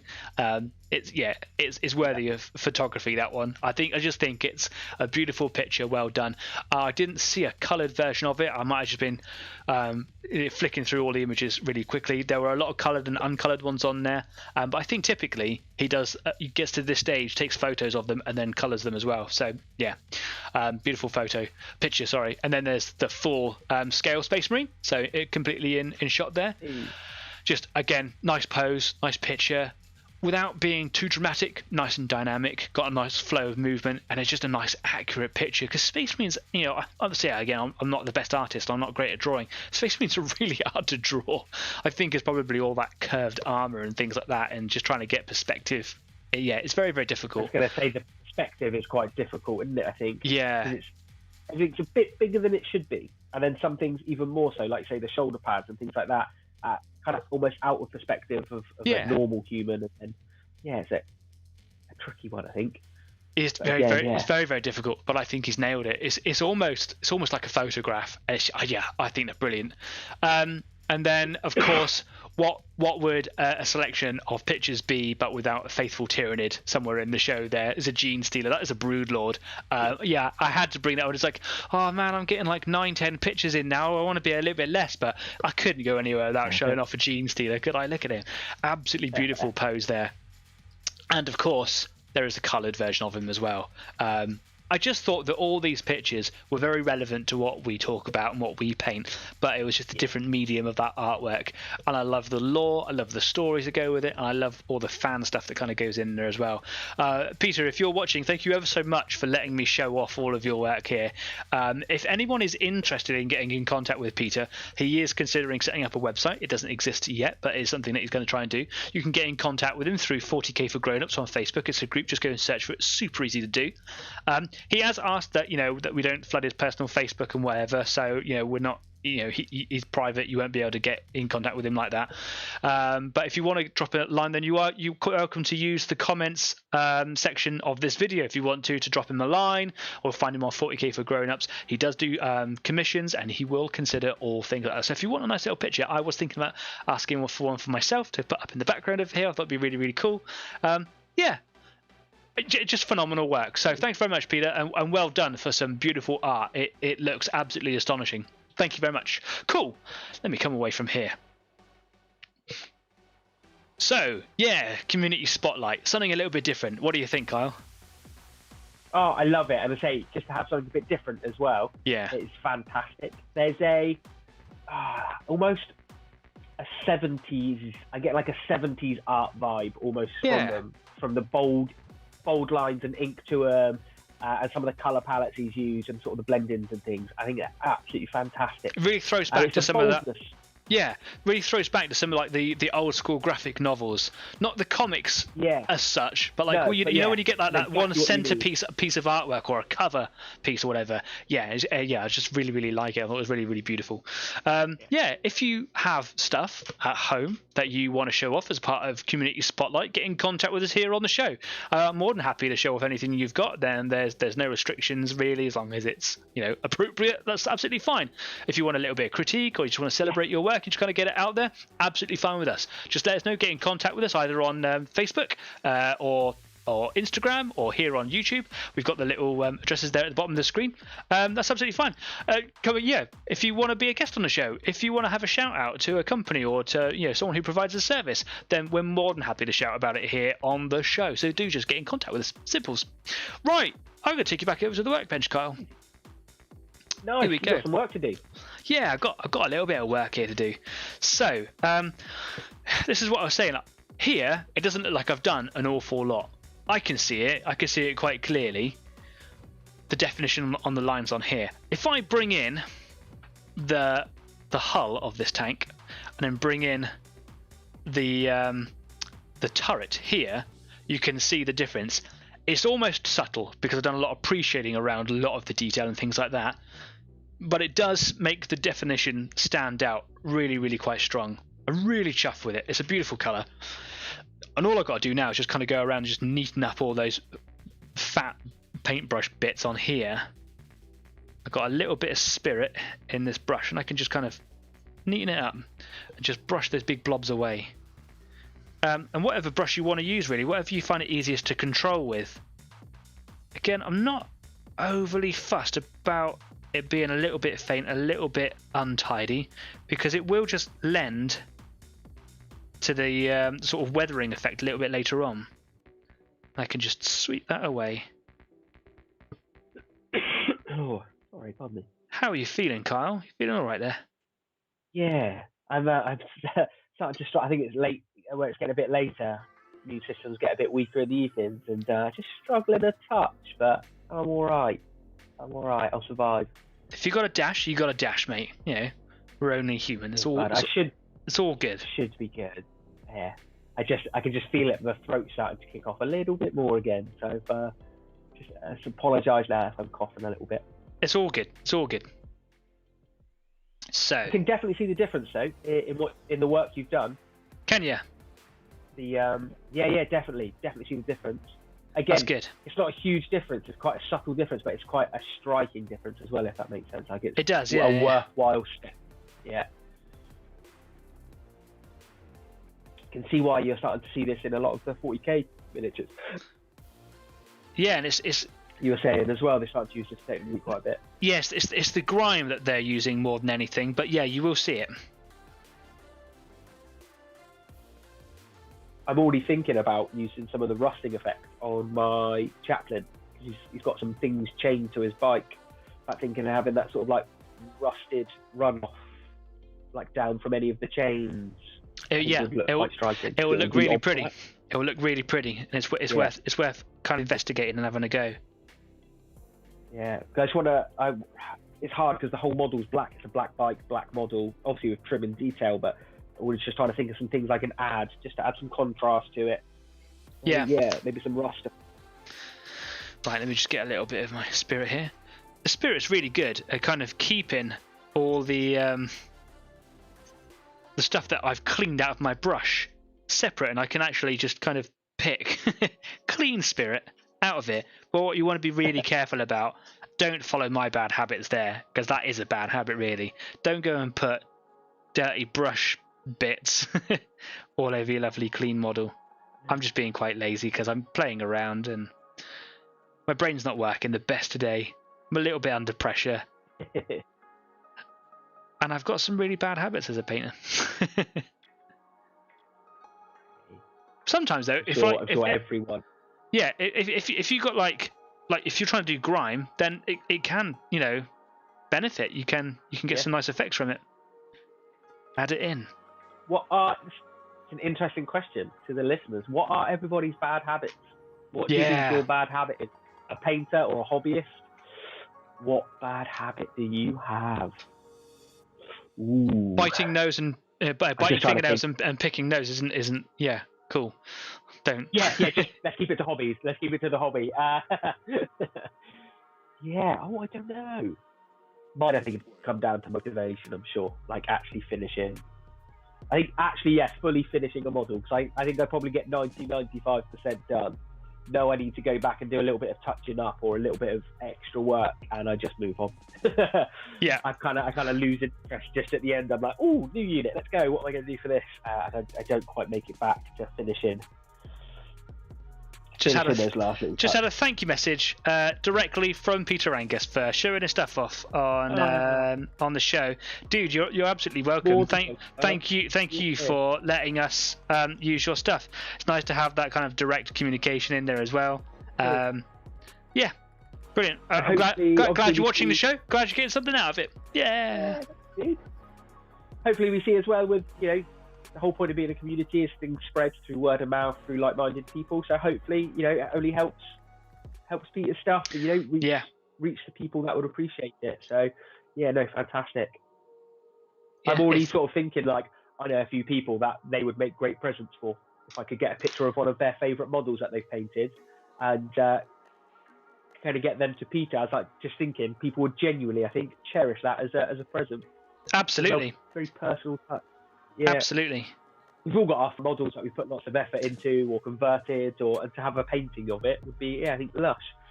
Yeah, especially if you've done your own conversion and you've got like your own character. Yeah, absolutely. Yeah, definitely. And it's unique. Said, go on. Sorry, we're talking over each other a lot today, and I apologise for that. I think we've got a slight lag in our.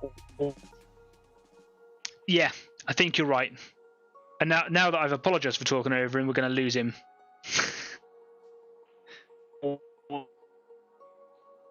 Is anybody new to the show today? It's not. We're normally much tighter.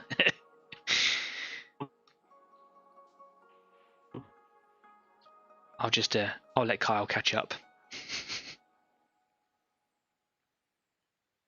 Yeah.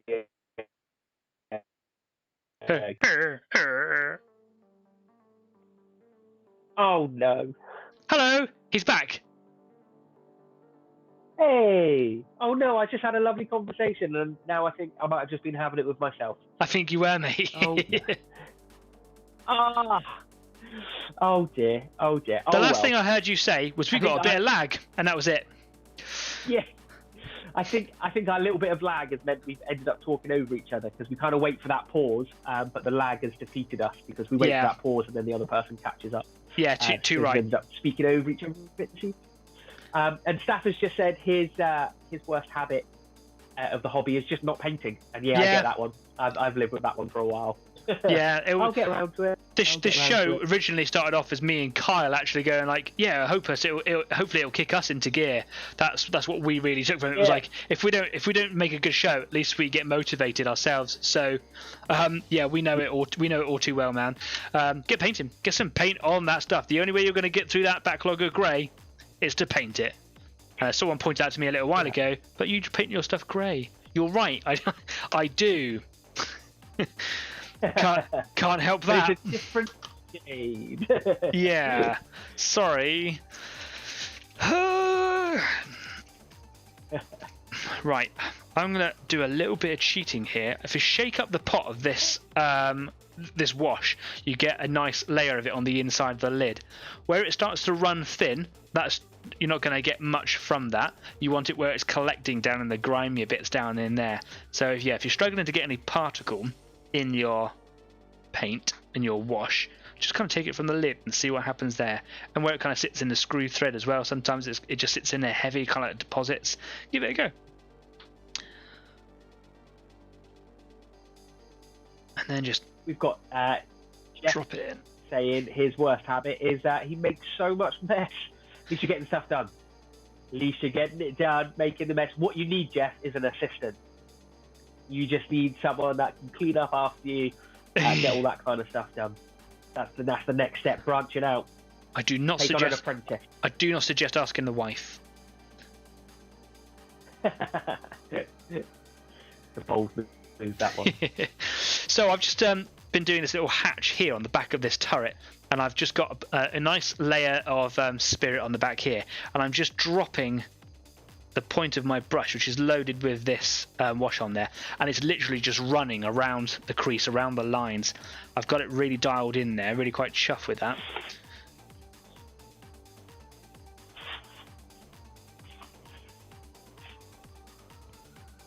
Right, I'm just going to have a little trial of something, Katsu. I've just got a little bit of time left.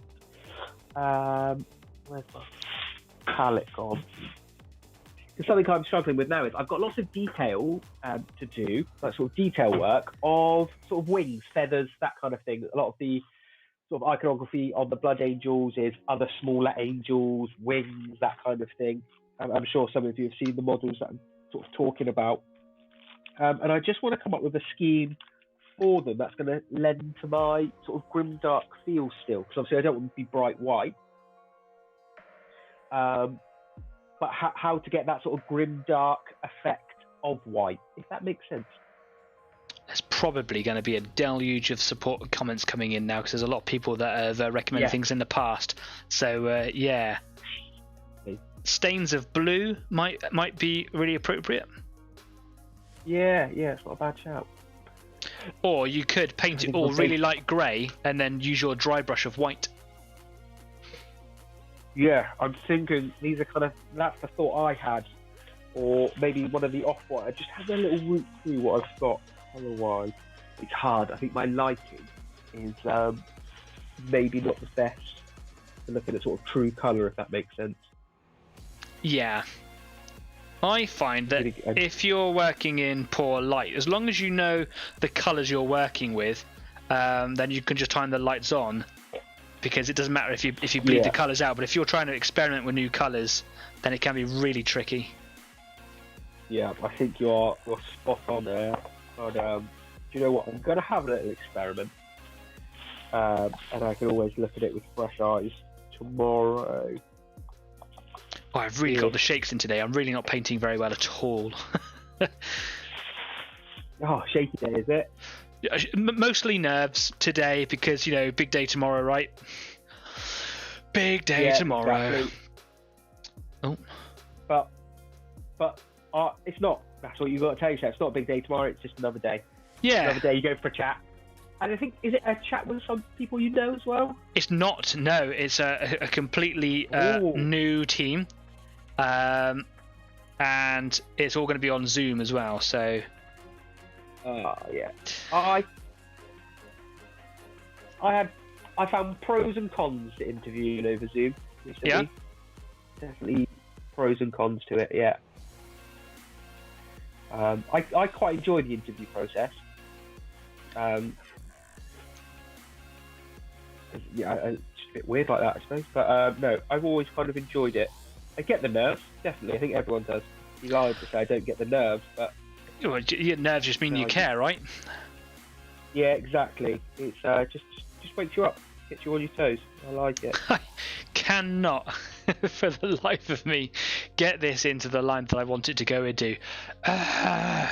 Okay, right. Let's just let's take a break from that just for a second. Give that a really good shake up. I think I was lacking a bit of pigment in the paint there. It's fine. So yeah, this is a very similar process to pre-shading, and it's about, pre-shading isn't a realistic thing. The pin washing kind of is, because it's just bringing out recesses. It's just identifying detail. So for me, like, using the two together just enhances aspects of the model. You might not be necessarily into pre-shading and modulating, so using highlights and shadows around details or on panels to kind of bring them up, but I do recommend using pin wash shading. It's a legitimate technique that will really bring a lot to your model. And experiment, play around with the different colors and the different hues. These modulation sets that I use for all my historical armor are all just basically saturations of the same hue. So like the Dunkelgelb, which is basically the dark yellow German armor, is you basically start off with a shadow color, and then you go right up to like a really shine color of it, and the truest color of it is slap bang in the middle, just the standard color. But if you're playing around with your own colors, your own mixes, and you want to play get something a bit different out of there, then there's nothing stopping you.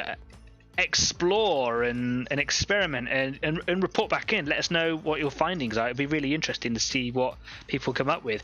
Adrian just the other week was painting his slime marbo and was mixing his own paints because he had something in mind, and the paints that he had just weren't, he didn't think that they were going to be appropriate. Well, this the same technique with making your own pre-shades or your own pin washes or whatever. I heard that. I just want to say thank you. There's already there's some comments going in already to help with my conundrum of what to do, so I appreciate that, and cool. I'll let you guys know how it goes. Thank you. I need to go and stock up and resupply a little bit, and I think expand my paint collection now. Really? I'm starting to experiment a little bit more, try and do a few more bits and pieces. I think now is a good time to go out and invest a little bit more into that side of the hobby. Get a bit more confident with your choices. Yeah.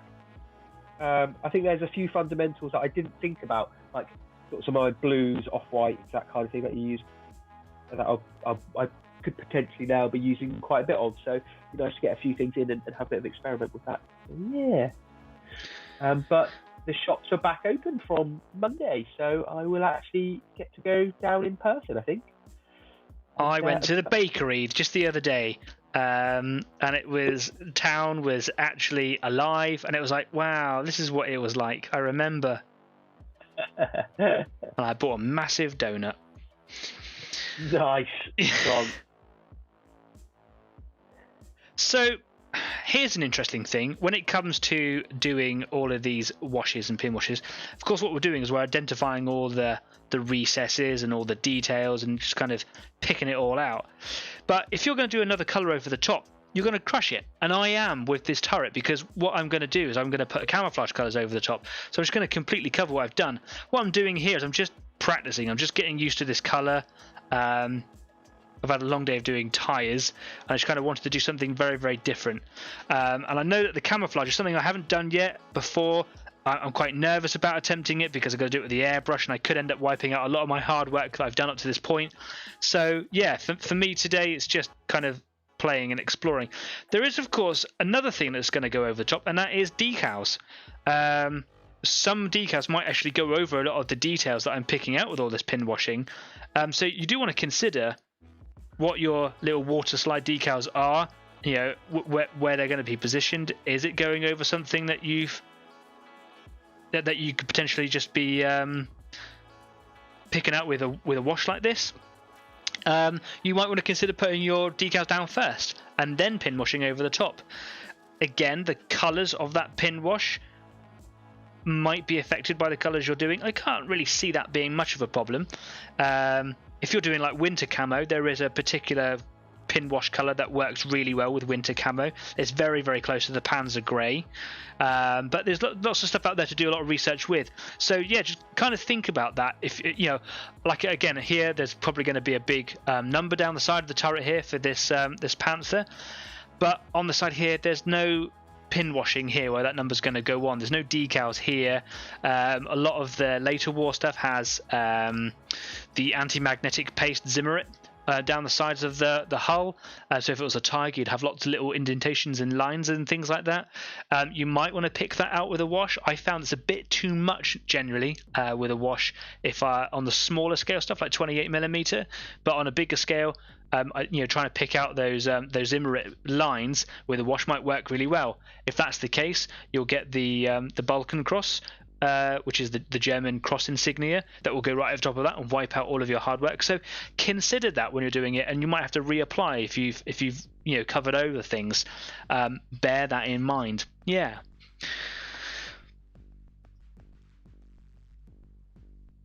Kyle's gone quiet. Is he watching or is he just gone? Who knows? No, I'm multitasking. I'm watching and painting as well, so it doesn't do my own brain CPU too much there. It's pretty much clocked out. Right, I'm just I think I'm about ready to neaten up that area with a bit of spirit. Let's clean the brush out here. Also, something that I really wanted, this is something I'm going to get from personally here, is iconography. And what is inappropriate iconography? Now, you could be really crass and say, people graffitiing crude images and text and things like that. But that's part of this. But where I was really getting at this is, of course, the use in historical stuff of things like the swastika. The swastika's not banned, but it's not used in places where you might expect to see it. When I went to the Tank Museum, there was a Panzer III. It had come from the Afrika Korps, and the Afrika Korps image or emblem is a black palm tree, and underneath it is a swastika. That swastika is completely covered over with a piece of black tape. So there's obviously a stigma associated with that image, and I just kind of wanted to bring that up, and I wanted to get everyone's opinions on it, because you might cover something over or leave something out in the interest of it being inappropriate, but actually it doesn't offend other people. It's only yourself that kind of considered that. On the transverse of that, I could go, oh, it's a historical piece, I'm going to put a swastika on this, and actually offend a whole lot of people. And yeah, I know that offence in the media or in the public eye is a big talking point in itself, but I don't want to upset people, especially the people who that emblem could upset anyway. And I wanted to get people's thoughts on this, because just before the pandemic hit, I was very fortunate, and I was invited out in a group just for a bit of fun, because a friend of mine is a part of a group, the Second World War group, and they portray German army from the Second World War, and they do it very, very well. They all know their history very, very well, and each individual within their group has a different element. They all have like a different rank, and they all have a different thing that they specify in, and then they all buy their very expensive equipment, learn what it's all about, etc. So one of them is a medic, and another one is a cook, and then they set up like a little encampment, which if you're the public you can go and see, and then they can tell you all about it. And I went along. They dressed me up in equipment. They were trying to recruit me, but offered me to come along for free for this day. I just kind of paid them money to go and use the field, and we basically camped out in for the night. I did guard duty in a pillbox, and it was very uncomfortable, and I was the only person that didn't complain, and I thought I was all that. But I also got to run around in the heavy weapons team with a massive machine gun, and I was carrying all the ammo, and it was great fun. We were climbing onto barbed wire fences, and we were learning patrols, and then there was loads of stuff to learn with it as well. I really enjoyed it until I was on guard duty by myself, because the gentleman who was posted on guard duty with me was super old and just needed to get some sleep. So I was like, that's okay, I'll take watch. It was a really clear night, and I watched the stars, and I sat there in my own thoughts for a little while, and I suddenly focused on the swastika, which is quite low-key, sewn onto the tunic that I was wearing, and I was suddenly very, very upset with myself, and I couldn't bring myself to ever revisit that group as a participant, because for me it was because my granddad, who I was very, very close with, served in the Royal Marines during that time, and I felt like in some small way that I was almost betraying that a little bit. And that was just a personal thing. And then there were other stories that came out of that when I started talking about it with them. And I just wondered what your thoughts are on this, Kyle, and what everybody else's thoughts on it. Iconography, I just noticed that Jeff's put in the chat there. It's history. You're right, it is. But when is it inappropriate to use that? Because this is a game that we play here, playing all these, making all these little models up. Is it okay to have it on there? Is there a time when you would consider that maybe you would tone it down or not include something at all? And I thought it was a very good topic to kind of bring to the front. What's everyone's thoughts? Yeah, I think it's a really interesting topic. Couple things there. Number one, obviously my background in war studies is such, so I've come across iconography and its use and its power and those sorts of things.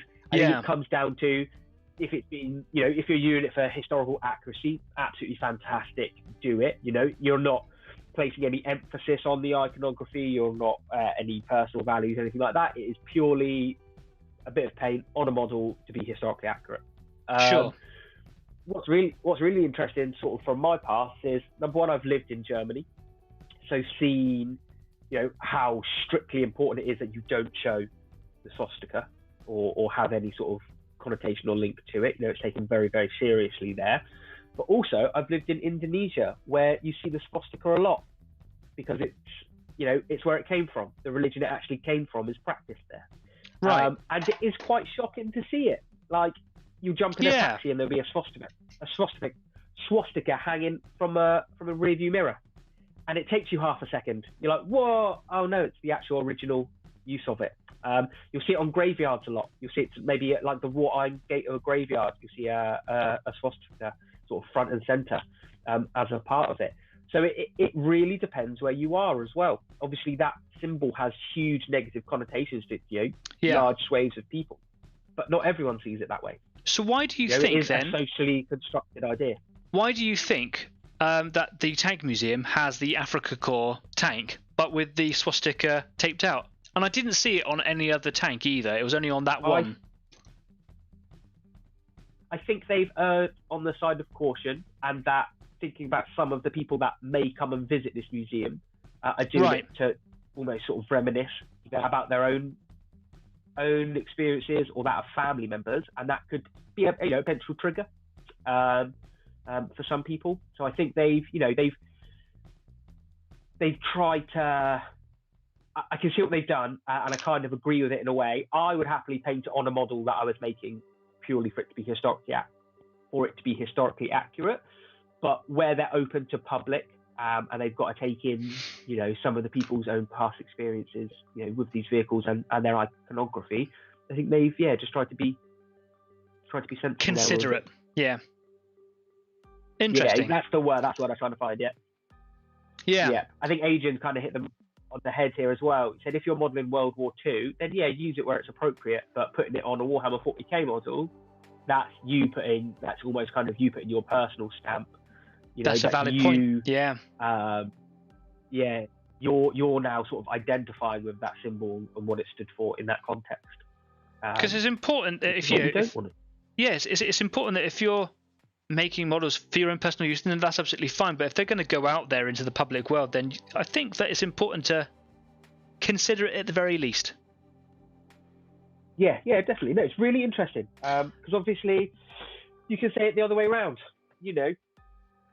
Why could there's iconography that the British or the American used, and that could be that same sort of trigger for people that went up against those vehicles.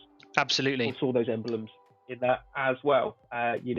It's a little bit of a Victor writes the history books a little bit a touch, but I think as long as you're being sensible and you're being appropriate, it's being used for historical reasons, I don't think it would be an issue. So how about in the difference between the models that I make, for example? So I'm making a 135th Panther. It's not for a game. It's for my own personal thing. I'm building it up. It's not a part of a game. But if I was playing a game and I had historical vehicles with the swastikas on it, for example, would that be in poor taste because I'm playing a game for entertainment? No, because at the end of the day, you understand it's a game going in. You understand it's a German tank you're playing. Okay. It's just so why would you not have the German iconography on it?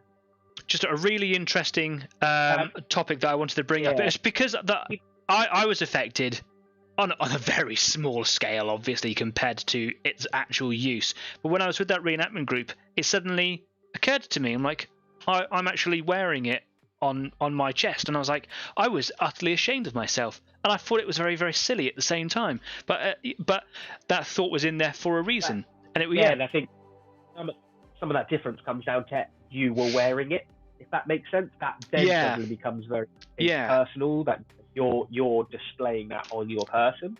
I think it's a very deep conversation to have, and it bridges some psychology and I philosophy. I knew that it was going to be potentially a deep conversation, but an interesting point that I thought was important to bring up. Yeah. So I don't think that this particular vehicle has that kind of iconography on it. It has like the cross and things like that on there, and then just some random insignia. But yeah, obviously I've seen some tanks that have, like, especially earlier war stuff where they're done in the Panzer grey colours, where they actually have the flag on the tank, don't they? Actually, an actual flag put across the top of it. I was like, oh, what happens when I get to that point? Okay, cool. Taken on board. Thank you very much. There's lots of comments going in there. I don't know if you want to read those out there. It could be. Yeah, it's been really nice. Some of it is. Yeah, Staff said about, it's one-sided reenactments would get really boring really quickly. You need the other side. I think it goes into Jeff's comment about history as well, sort of learning history. If you're going to have a reenactment, you need to have a reenactment. It needs to be reenacted properly. There's no point. That's what these gentlemen said to me. Yeah. Exactly that. Do it properly because it should be educational.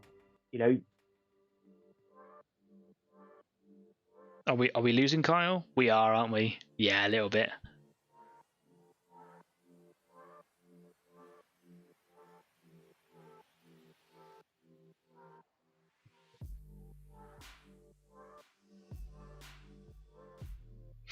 Well, I have neatly spent an hour and a half just neatening up an awful lot of nervous wreck mess on this turret. But it really, really makes those details pop. Again, just to compare, just to kind of show you, here is the hull. I'll just pop the turret on there. I'll lock it in place so that you can see it. So yeah, here's the details on the hull. The easiest details are to see on the front. It's a bit lighter and a bit clearer. And then if I bring the turret into shot, you can see it just kind of defines those details so much clearer. I've got a little bit more cleaning up to do on there, just a couple of splotches here and there, but I'm going to be going in with grime effects and dirt and things like that, so I'm not too fussed about some of the little stains that are just kind of lingering around on there. I've been quite nervous and shaky today, so it's been quite difficult to clean that up, but I think it just is going to add to the overall feel and look on the tank. It's beautiful. I'm glad that I started off on the turret and didn't go straight in for the wheels, because it would have been very monotonous, especially while I was kind of relearning what I'm doing there. But yeah, have a little look if you're interested in playing around with enamel washes. These are from the AK Interactive range. Get out there and have a little look. You find these anywhere online. Really, really good fun. Cool. Let me just pop him over there. I'm going to clean my brushes out in just a moment, I think. So I've got some white spirit here to clean my brushes out of all of the enamel paint that's in there, and then I dunk them in some water, give them a little flash through, and then you can see all the spirit that sits on the surface of the water. Oh, he's coming back in. Is he? And this one here has just got spirit in, so I'm just going to dunk that one straight in the water. Just let them sit there. You could use a little bit of washing up liquid to make sure that you're getting all the spirit out of there. I might even go in a bit later on and do that. You can then moisturize your bristles, especially if you've got like expensive brushes. Like I've got one here, like a couple of my Sable ones. Like make sure that you're looking after them, and then the spirit scum that sits on the water can get on the rest of the brush. So just be vigilant and clean your brushes down properly. I've got a really nice cleaning product here that I was going to do, I still will do a little product review on it. Brush cleaner.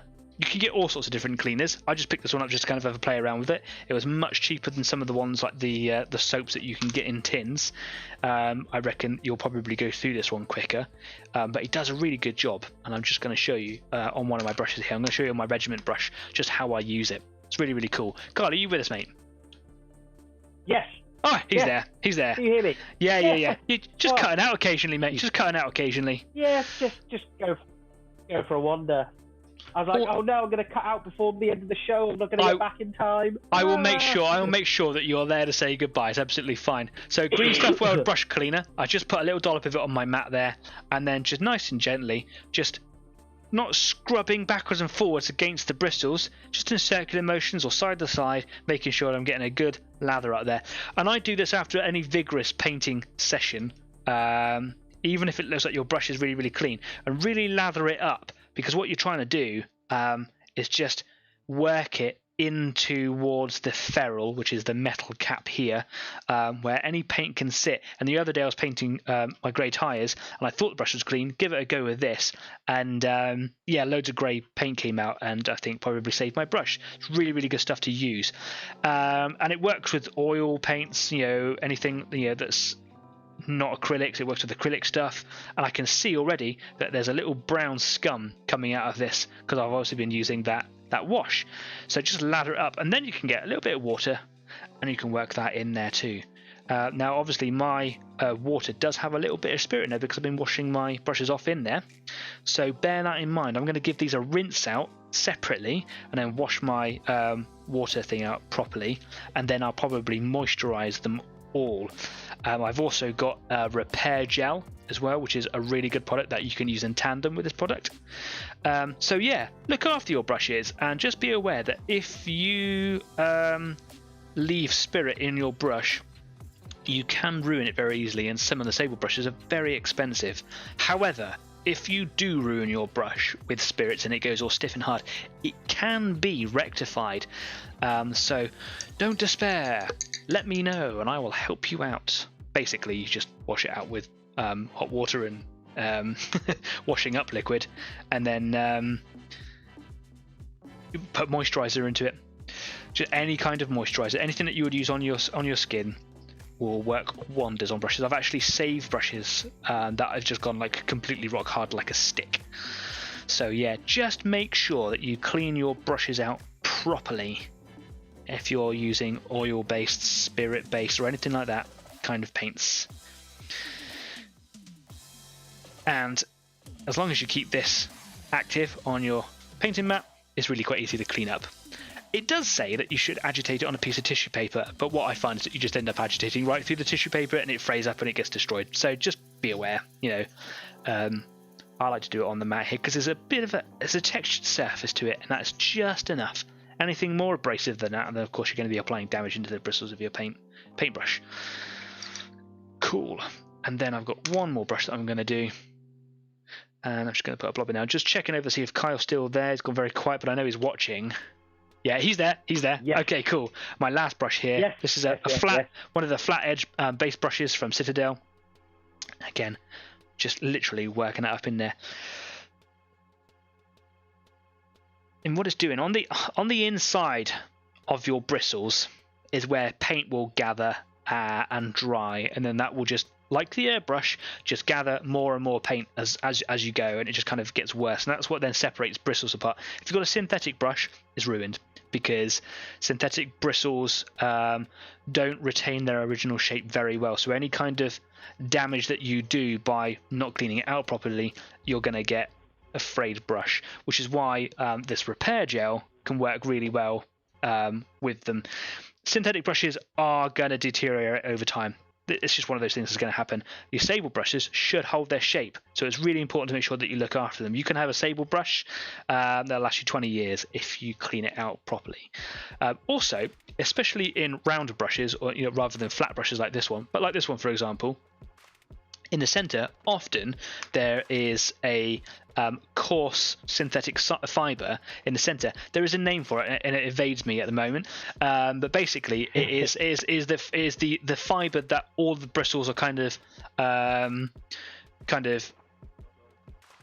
held onto to kind of hold the shape, and they give it direction. And then the ferrule pinches really, really tight around the whole bunch, and yeah, that gives you your brush. If you get some bigger brushes, you can see it in the middle. You'll often find it in synthetic brushes more than you will natural fiber ones, but you can find it in any. Often more expensive brushes will have them, but yeah, it is there generally most of the time, and that paint will stick to that easier than it will the bristles of your brush, because it's generally coarser and there's more surface area to it, and that's what will end up drawing paint down into the ferrule. When I learned that, I was like, oh right, yeah, cool. So I can see that this the suds that I've created here are now thick brown. So even though I cleaned it out really well with loads of spirit and then water, there was still junk up inside the brush. Just be aware of that. If you're using spirits, make sure you clean it out with water. Like I say, I'm going to go and wash these out with some washing up liquid and some warm water. You can see the colour that it's turned this. Can you? I don't know if it shows up on the camera, but yeah, it's pretty gross. Yeah, so that's brush cleaner from Green Stuff World. It's about £4 a little bottle like that. Definitely go and get some and have a little play with it. Cool. Right, my watch is going crazy. So I'm going to come away from the workbench here. Where are we? Here we go. I just wanted to have a little look through all the comments there because obviously I was talking and I was painting away, and I just wanted to see what people were getting involved in. Yeah, Stafford says, "Has no one else noticed that the Imperial Commissar symbol is an SS Death Head?" No, it isn't. And yes, I just grabbed my codex, but. Check the older ones. Yeah, I should. It wouldn't surprise me at all to learn that a lot of Warhammer 40,000 or even other games have taken inspiration from historical things. I believe one of the reasons Games Workshop were distancing away from Imperial Guard and moving to Astra Militarum were for the potential connotations of links to that sort of iconography. They had stormtroopers, they had their commissars, they were called the Imperial Guard, which, you look at translations, it's very similar, especially to World War One, the sort of Germanic forces and things like that. I think they were quite keen just to make sure there could be no line drawn between the two, if that makes sense. Yeah, yes, it does. So they wanted to put a bit of distance between that thought process. It's funny, I'm back in my basically old study and I'm surrounded. I've got maybe 200 books on war to the left of me, ranging from British aristocracy in the 1400s, going all the way up to sort of the First Gulf War. And then behind me is the fake war of wars between elves and dragons and dwarves and magic. Again, a couple hundred. It's a real war, man. But the war is real. It is. But I just found it interesting because I know some of our listeners, have huge interest in these kinds of things as well, and just think about trying to share some of these volumes because there's some interesting reads in there. Yeah. What I really take from the historical side of this hobby is that investigating and researching certain aspects of it, like steel rimmed wheels or whatever, takes me down a historical journey at the same time, and I learn. So something that I find fun and entertaining, play games with, takes me through the darker, shadier sides of the history. And it's important, like Jeff's put in the comments, how will your kids learn history if you hide it because you're offended? Absolutely right. But it's about not offending the wrong people, the people who generally were offended in the historical times or whatever, is kind of more what I was talking about. But yeah. It's an absolutely valid comment. Absolutely, I'm not here to disagree with anything. It's just I just wanted to make sure that if I made models as a part of a game, that people wouldn't be like, you're playing a game with something that was not cool, just not nice, and there's a darker side of history to it, and here you are taking an entertainment out of it. I'm like, that's kind of what I wanted to avoid.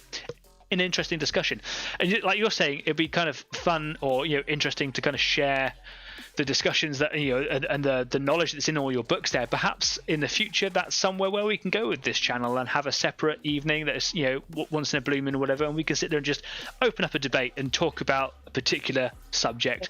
It'll be really quite interesting. If people are interested in that, then let us know in the comments. More comments going in. GW pulled the old Talon symbology, which was very heavily based on the German Africa core symbol. Yeah, absolutely right. It's very easy to be influenced by history. Surrounds us all, doesn't it? So yeah, it's about making good choices for the right reasons. Yeah, Francis Fukuyama said, we've seen the end of history, everything is now just a repeat. Yeah, absolutely. It's a very deep and prophetical thing to say. Absolutely it is. Yeah. Anyway, look, it doesn't feel like I've done an awful lot, but actually I've kind of played around and experimented and sort of relearned how to use this product, and kind of woken it up in the bottle. I'm gonna need to stick it on an electronic shaker. If I had a little vortex shaker, I'd probably be really good. It needs a really good thronging, that does.